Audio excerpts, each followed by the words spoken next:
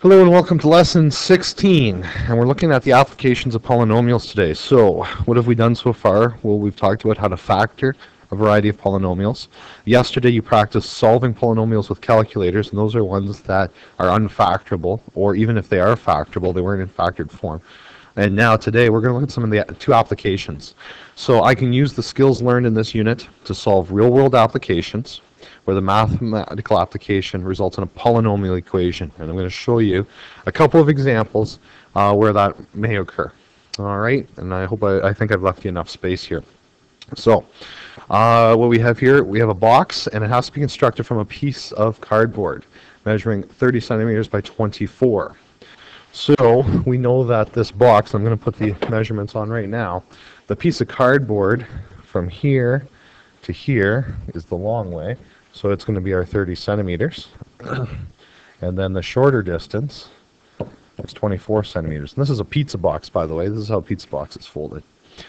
So it's got to be folded as shown. So along the dotted lines is where the box or the cardboard will be folded. And I know that the volume, capacity is the same as volume. I know the capacity is 648. So determine the dimensions. So we are folding this pizza box by the same width all the way around, because you have to make the folds equal in width in order for the pizza box to work perfectly. So this dimension here will be x, even though it doesn't look like it by the diagram. This dimension will be x. This dimension will be x.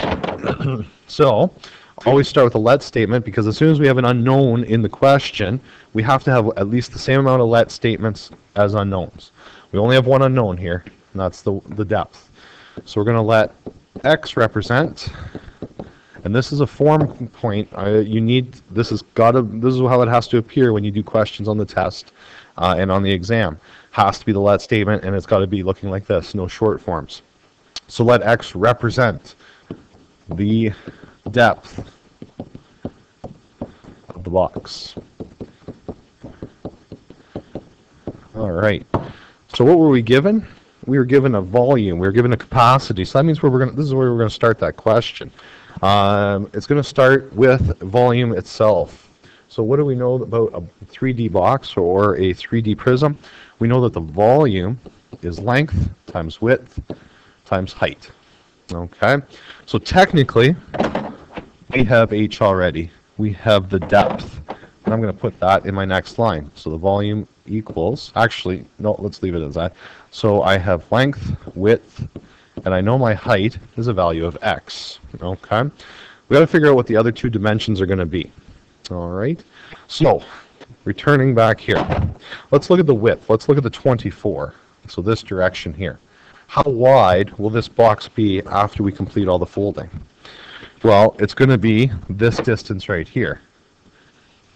From here up to here, because the other sides are going to be folded up. So how much was taken off the 24 centimeters? Well, we took off x right here. We took x off right here. So that means that our width is now going to be, or length, doesn't matter, is going to be 24 minus 2x. So it's 24 centimeters wide, and I took off 2 lengths of x on either side to get the correct width. Now, how long is this box going to be? Well, it's really the measurement from, say, from here to here, or here to here. So those two measurements are going to be the same length. So how long will they be? Well, we know that from here to here is a total of 30 centimeters. And we know that we're going to take off that measurement right there off of it. So we're going to take x off of there. And this fold down part right here has to be taken off. So that means that we've got the whole 30 centimeters and we've taken away just 2x. All right, just 2x. So 30 minus 2x, and then that x value from the depth. So there's your length, width, and height. Okay? Now what's the volume? The volume is 648 cubic centimeters. So this is the equation we have to solve. Remember, in order to solve a polynomial, which includes lines, quadratics, and so on and so forth, the equation has to equal 0. Okay? So first thing I'm going to do is I'm going to subtract the 648 and I'm going to get it to the other side. I want the equation to equal 0. So now I have 0 equals 24 minus 2x, 30 minus 2x, and x minus 648. So we need to solve this question. And just be careful, because it looks like it's in factored form, it's not. The reason it's not in factored form is because the 648 is not inside a bracket, so therefore it fails that requirement for factored form. Factored form has to have each term in a bracket. So it looks close, but it's not, and it's because of that 648. All right? So now I have some people that are thinking, well, if I have to solve this, I have to use distributive law. It's going to be ugly because it's a cubic. We're going to use technology here. And the graphing calculator can handle this equation as is. So all we have to do is enter that equation into the graphing calculator and solve. So we're going to bring the graphing calculator up here. So my little one, hopefully you can see it on the screen. And I'm going to try waking it up because, again, it thinks it's a real calculator. Clear the previous one. So I'm going to enter in, and this is the nice thing about the calculator. There's a couple things I dislike, but this is one of the things I do like. You don't have to do the expansion here. It handles it as is. And then bracket x. So I'm going to type it in exactly the way it looks there. And there we go. So now I need to graph it, and I need to make sure it shows up on the window. So because it goes upward, I see it going up. I'm going to trace. I'll show you where I am. Oh, better pick a color that works. Okay. Oh, I'll have to use the cursor now. Okay. This looks like it's going up, and then over here it comes down. And because it's a cubic, remember a cubic goes up, down, so it must go up again. So my window must not be correct. So I'm going to have to go back to my window. I'm going to expand everything. And you can really pick what you want. I'm going to go from -10. I'm going to expand it I'm going to go to, let's start with 50. 50, this might be too big. -50 to 50, just to see how it looks now. Okay, I'm still missing one branch here. Let's see. Oh, I think I see what the problem is. So I think it came down right close to the x-axis. So I'm going to bring this down maybe to 30. So I need to see. There it is. So it is going up and down at the x-axis. So what I'm going to do is I'm going to go to 0 here and probably 20 here.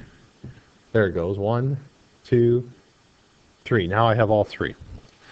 Okay, so there's going to be a bit of play with the window, and this is going to come from practice with the graphing calculator.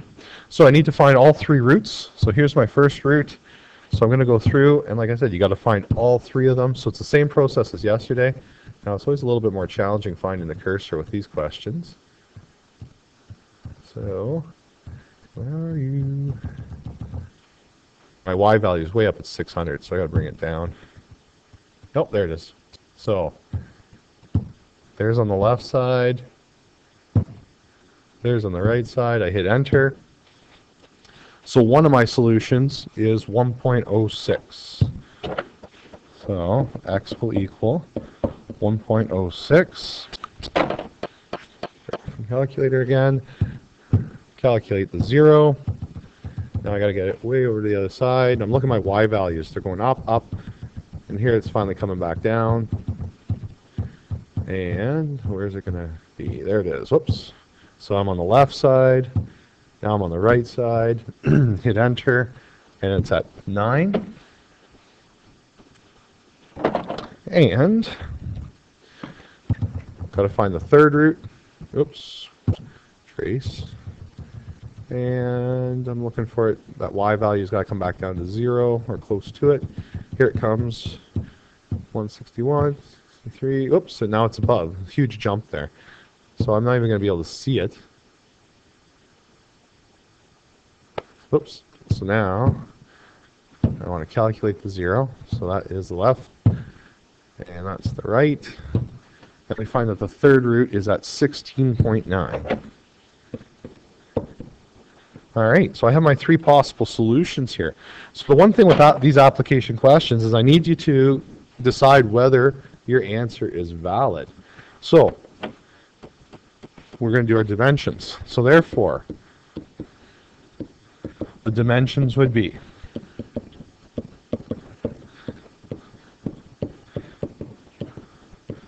so let's look at the first one. So the first case, I know my x value, all right, is the depth. So I know my depth is equal to 1.06 centimeters. I know that my length is 24 minus 2 times 1.06. So that's coming from up here. So I'm using my equations to find the other dimensions. So I have to use our calculator here. So it's going to be 24 minus roughly 2.06. I guess I have the calculator handy. So 24 minus times 1.06. Oops. 6. So 21.88. 21.88 centimeters. And the width, it doesn't matter which, if you have the width and length backwards to me, that's fine. 30 minus 2 times the 1.06. And that will be also 27.88 centimeters. So there's the first possible dimension. Excuse me, second possible dimension. So the depth could equal 9 centimeters. The length will equal 24 minus 2 times 9. So 2 times 9, that's 18. So that means that's going to be 6 centimeters. And the width is 30 minus the 2 times 9. 2 times 9 is 18 again, so 12. Excuse me. So there we go. So the second one's a possibility as well. And the third one, this time the depth will be, the third answer was 16.9 centimeters. So I would make the length equal to 24 minus 2 times 16.9. And we bring the calculator up here. 24 minus bracket 2 times the 16.9. We end up with negative 9.8. And some people at this point think, okay, we made a mistake somewhere. In this case, we didn't make a mistake. Okay? The problem here is that a depth of 16.9 is inadmissible. Okay? There is no solution for 16.9. It's inadmissible. It doesn't provide a valid solution. So even though there are 3 possible routes, so I'll go back to the calculator, there's 3 possible solutions from the graph, all right, because it crossed 3 times. Not all 3 of them will be valid solutions, and the reason is because of these restrictions, okay?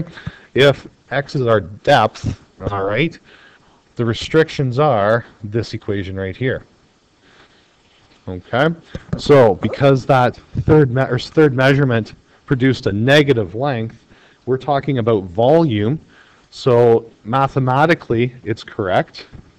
However, we know in real world we can't have a negative length. You can't have negative 10 centimeters in length. So therefore, our constraints for this question, it fails those constraints. So our concluding statement there, therefore, it will be, so it's either going to be 1.06 centimeters by 21.88 centimeters by 27.88 centimeters, or it's going to be 9 centimeters by 6 centimeters by 12 centimeters. So there's only 2 valid solutions here. The third one is an inadmissible solution. Okay? And that's the type of thinking skills that you're looking at. 3 possible answers were spit out of the calculator. Not all 3 are valid because, again, you can't have negative lengths. I'm going to do the second example in the next video, and it'll go a little bit quicker.